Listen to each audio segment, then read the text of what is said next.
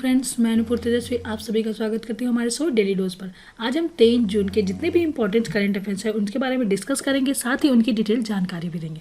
आज की PDF file इस वीडियो के डिस्क्रिप्शन बॉक्स से डाउनलोड कर सकते हैं और डेली के पीडीएफ के लिए हमारे टेलीग्राम ग्रुप को ज्वाइन कीजिए, जिसकी लिंक हमारे वीडियो के डिस्क्रिप्शन बॉक्स पर दिया गया।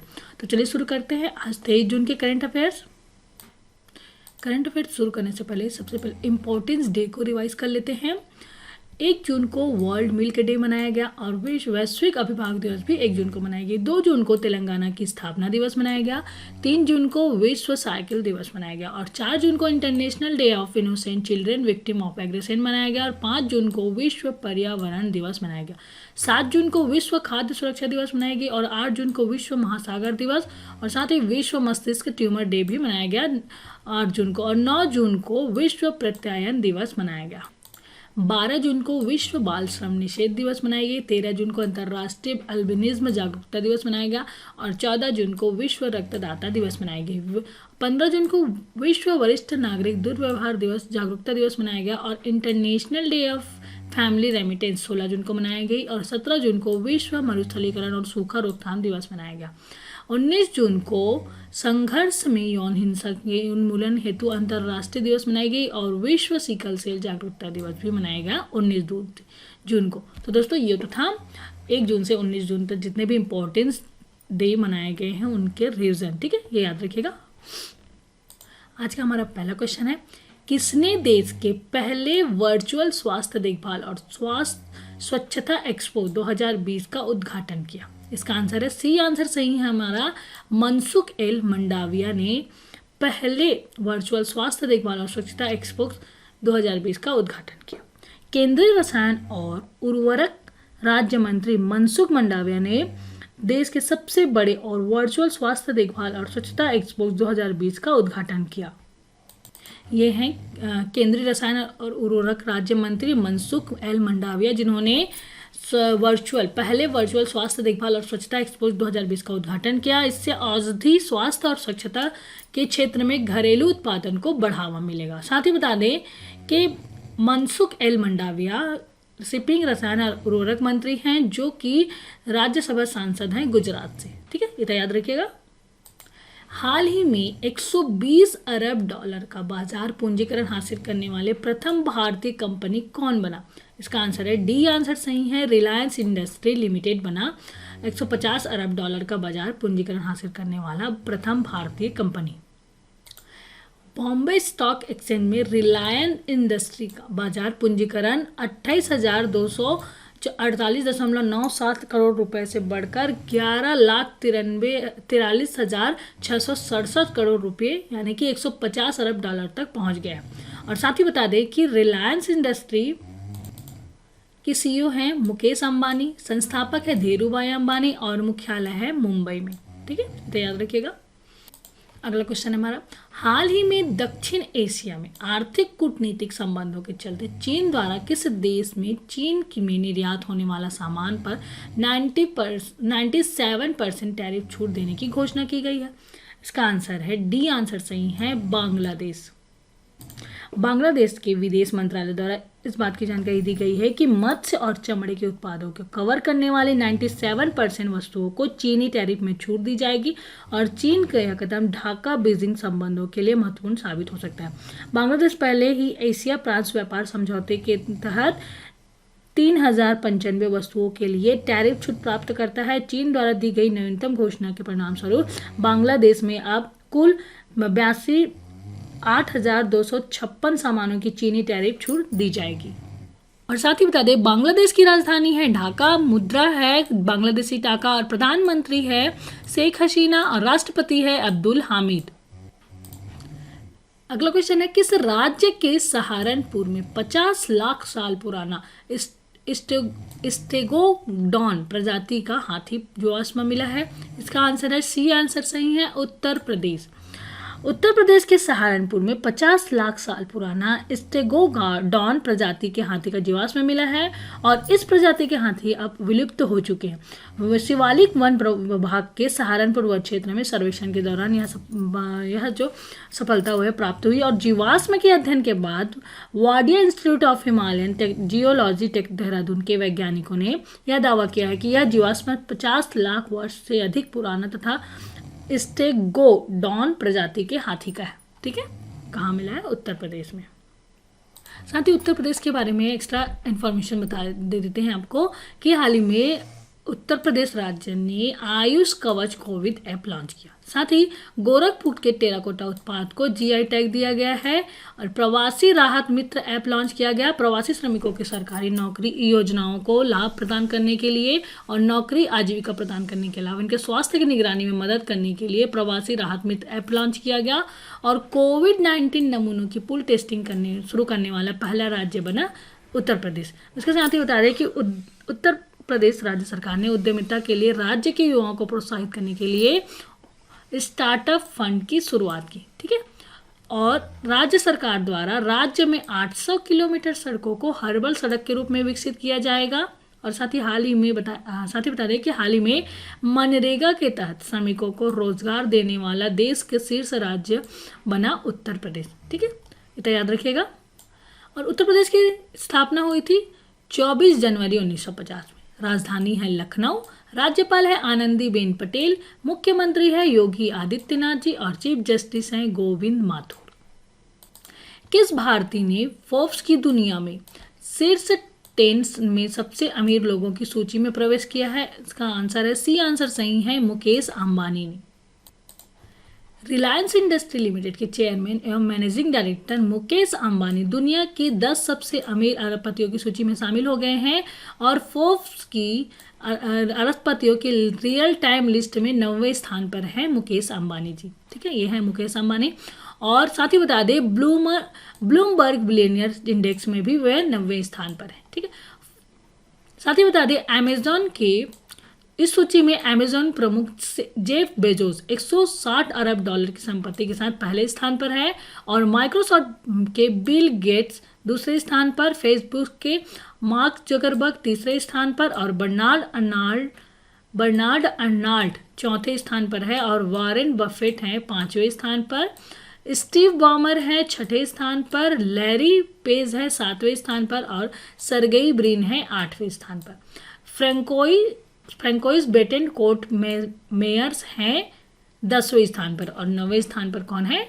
इंडिया के मुकेश अंबानी। ठीक है, रिलायंस इंडस्ट्री लिमिटेड के चेयरमैन एवं मैनेजिंग डायरेक्टर हैं मुकेश अंबानी जो रियल टाइम लिस्ट में फोर्ब्स की अरबपतियों की रियल टाइम लिस्ट में 9वें स्थान पर है। ठीक है, इतना याद रखिएगा। अगला क्वेश्चन है, हाल ही में कौन फिल्म मार्केट 2020 में वर्चुअल इंडिया पवेलियन का उद्घाटन किसने किया? इसका आंसर है बी आंसर सही है, प्रकाश जावड़ेकर जी ने। ये है प्रकाश जावड़ेकर जी। केंद्रीय सूचना एवं प्रसारण मंत्री श्री प्रकाश जावड़ेकर जी ने कान फिल्म मार्केट 2020 में वर्चुअल इंडिया पवेलियन का उद्घाटन किया और इस पवेलियन में समस्त भाषाई, सांस्कृतिक और क्षेत्रीय नजरिए से भारतीय सिनेमा की उत्कृष्ट एवं विस्तृत झलक को दिखाई जाएगी और पहली बार भारतीय पवेलियन में 2 फिल्मों की स्क्रीनिंग के आयोजन किया जाएगा। ये फिल्में हैं माई घाट, क्राइम नंबर 103/200 मराठी फिल्म है और हेल्लो रोज गुजराती, इन दोनों ही राष्ट्रीय फिल्म पुरस्कार विजेता फिल्म है। ठीक है, और साथ ही बता दें इसके अलावा प्रसिद्ध फिल्म निर्माता सत्यजीत रे की शताब्दी वर्ष को रेखांकित करने के लिए एक वर्चुअल इंडिया पवेलियन में उनकी कुछ बेहतरीन फिल्में दिखाई जाएंगी जिसमें गणशत्रु, आगंतुक और इसके साथ ही पवेलियन की वेबसाइट पर सत्यजीत रे का संगीत भी दर्शाया जाएगा। ठीक है, ये याद रखिएगा। और कौन फिल्म मार्केट 2020 में वर्चुअल इंडिया पवेलियन का उद्घाटन किया? श्री प्रकाश जावड़ेकर जी ने। ठीक है, ये देख लीजिए, इस फोटो से आपको और क्लियर हो जाएगा। ठीक है, अगला क्वेश्चन है, किस राज्य में स्कूली छात्रों के लिए प्ले लिटिल स्टडी लिटिल, एक्टू खेलो एक्टू पढ़ो योजना शुरू किया गया करेगा? इसका आंसर है डी आंसर सही है हमारा, त्रिपुरा में। त्रिपुरा सरकार ने 25 जून 2020 से एक्टू खेलो एक्टू पढ़ो नाम की एक योजना शुरू करने का निर्णय लिया है जिसका अर्थ है प्ले लिटिल स्टडी लिटिल। ठीक है, और इस योजना के तहत छात्रों को सीखने की गतिविधियों परियोजनाओं के साथ साथ व्हाट्सएप के माध्यम से मजेदार और गेमिंग गतिविधियों और ऑडियो और वीडियो सामग्री प्राप्त होगी। साथ ही बता दें, त्रिपुरा के राज्यपाल है रमेश बैग और मुख्यमंत्री है बिप्लब कुमार देब। कोरोना से मुकाबले के लिए किसने mission zero rapid action plan launch किया है? इसका आंसर है ए आंसर सही है हमारा, बृहन मुंबई महानगर पालिका ने। उत्तर मुंबई में कोरोना के बढ़ते संक्रमण को लेकर बृहन मुंबई महानगर पालिका ने अंधेरी के साहजी राजे भोसले स्पोर्ट्स कॉम्प्लेक्स में mission zero rapid action plan launch किया, जिससे संक्रमण के मामलों पर लगाम लगाई जा सके, जिसके अंतर्गत 50 मोबाइल औषधालय वैन को तैयार किया गया है और जो मुलुंड, भांडू, अंधेरी, मलाड, बोरीवली, दहिसर और कांदीवली में मरीजों की प्रारंभिक जांच करेगी। और साथ ही बता दें कि हाल ही में बृहन महानगर पालिका ने महाराष्ट्र के बृहन मुंबई महानगर पालिका के द्वारा एयर वेंटो ऐप एयर वेंटिटी ऐप विकसित किया गया था, जिसके लोगों को पता चल सकेगा कि वह जिस इलाके में रहते हैं वहां पर कोरोना की क्या स्थिति है। ठीक है, उसके साथ ही बता दें, महाराष्ट्र की राजधानी मुंबई, राज्यपाल है भगत सिंह कोश्यारी, मुख्यमंत्री है उद्धव ठाकरे जी और चीफ जस्टिस हैं दीपांकर दत्ता जी। तो याद रखिएगा। हाल ही में चर्चा में रहे अम्बुबाची उत्सव किस राज्य में मनाया जाता है? इसका आंसर है सी आंसर सही है, असम में मनाया जाता है। असम में स्थित कामाख्या देवी के मंदिर में अम्बुबाची महोत्सव मनाया जा रहा है, जिसमें सिर्फ मेला नहीं लगा है, सिर्फ पुजारी इस पूजा करके इस महोत्सव को मना रहे हैं और हर साल इस मेले में 10 लाख से अधिक लोग शामिल होते हैं। क्योंकि कोरोना की वजह से मेला नहीं हो रहा है, इसलिए वहाँ हर साल और आसपास के व्यवसाय में करोड़ों का नुकसान हुआ है इस वजह से। ठीक है, और अम्बुबाची उत्सव मनाया जाता है असम में, ये याद रखिएगा। और असम की स्थापना हुई थी 26 जनवरी 1950 में। असम की राजधानी है दिसपुर, राज्यपाल है जगदीश मुखी और मुख्यमंत्री है सर्बानंद सोनोवाल, चीफ जस्टिस हैं अजय लांबा जी। अगला क्वेश्चन है हमारा, नीति आयोग अंतर्राष्ट्रीय परिवहन मंच के सहयोग से कब डिक्रोबोनिजिंग ट्रांसपोर्ट इन इंडिया परियोजना की शुरुआत की गई? इसका आंसर है सी आंसर सही है, 24 जून को।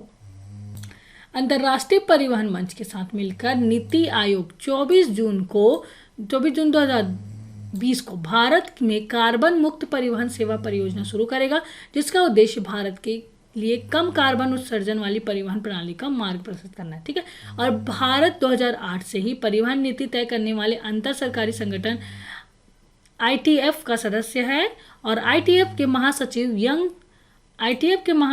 यंग ताई किम और नीति आयोग के मुख्य कार्यकारी अधिकारी अमिताभ कांत 24 जून को सार्वजनिक रूप से इस परियोजना का ऑनलाइन शुभारंभ करेंगे।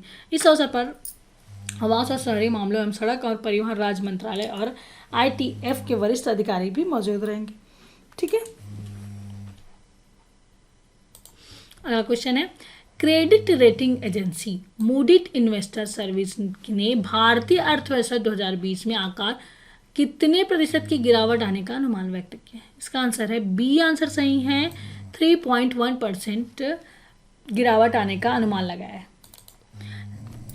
साथ ही बता दें कि credit rating agency Moody's investor service ने भारतीय अर्थव्यवस्था के आकार में 2020 में 3.1% की गिरावट आने का अनुमान लगाया है और साथ ही भारत के इससे पहले मूडीज ने अप्रैल में भारत के सकल घरेलू उत्पाद GDP में 2020 में 0.2% की वृद्धि का अनुमान व्यक्त किया था और अब कोरोना वायरस की महामारी के असर को लेकर अपने अनुमान के संशोधन किया है। और हालांकि मूडीज का मानना है कि इसके बाद 2021 में भारतीय अर्थव्यवस्था तेजी से वापसी करेगी और 6.9% की वृद्धि दर दर्ज करेगी। ठीक है, साथ ही बता दें मूडीज इन्वेस्टर सर्विस के CEO हैं रेमंड W मैकडेनियल जूनियर और इसका मुख्यालय है न्यूयॉर्क, संयुक्त राज्य अमेरिका में।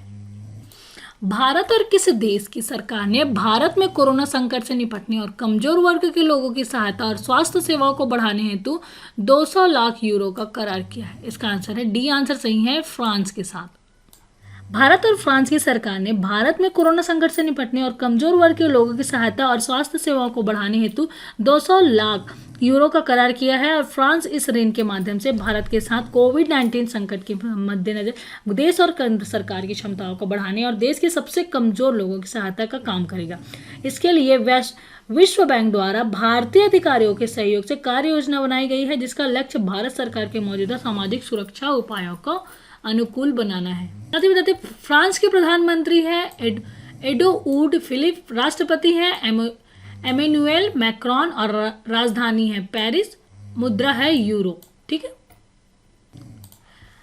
IFTAS भारतीय रिजर्व बैंक की पूर्ण स्वामित्व वाली सहायक कंपनी ने किसे चेयरमैन पद पर नियुक्त किया है? इसका आंसर है डी, आंसर सही है टी रविशंकर को। ठीक है।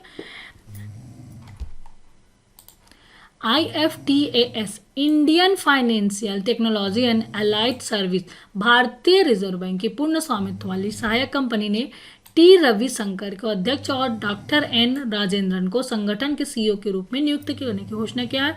और भारतीय वित्तीय प्रौद्योगिकी और संबद्ध सेवाएं मतलब Indian financial technology and allied service भारतीय रिजर्व बैंक की पूर्ण स्वामित्व वाली सहायक कंपनी है, जो भारतीय रिजर्व बैंक और देश के सभी बैंकों और वित्तीय संस्थानों में IT से संबंधित सेवाओं को डिजाइन तैनात और समर्थन के लिए अनिवार्य है। ठीक है।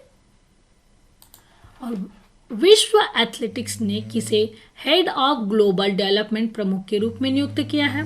इसका आंसर है सी, आंसर सही है लॉरेन बोक्विलेट। क्या है? लॉरेन बोक्विलेट को विश्व एथलेटिक में हेड ऑफ ग्लोबल डेवलपमेंट प्रमुख के रूप में नियुक्त किया है। ठीक है।